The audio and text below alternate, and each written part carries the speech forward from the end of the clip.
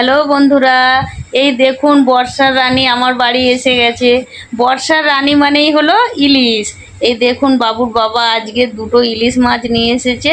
তো আমি এখন মাছটাকে কাটতে বসেছি। তো আপনাদেরকেও দেখাই বাবুর বাবা মাছটা কেমন আনলো, ভালো কি খারাপ। এই দেখুন আমি কাটছি। সত্যি মাছটা খুবই ভালো, একদম ফ্রেশ টাটকা তাজা মাছ একদম।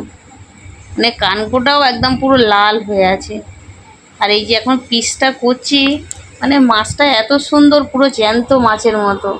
এই দেখুন বন্ধুরা, মাছটা যদি এত সুন্দর দেখতে হয় তো খেতে কত সুন্দর হবে বলুন তো।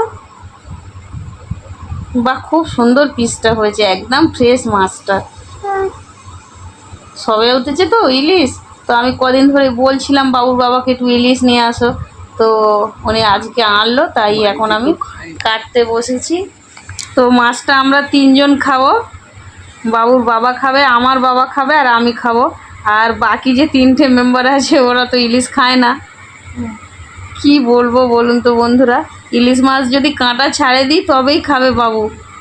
এই দেখুন বন্ধুরা, মাছের পিসটা করছি, কত সুন্দর লাগছে দেখুন, একদম টাটকা মাছটা, একদম ফ্রেশ। টাটা।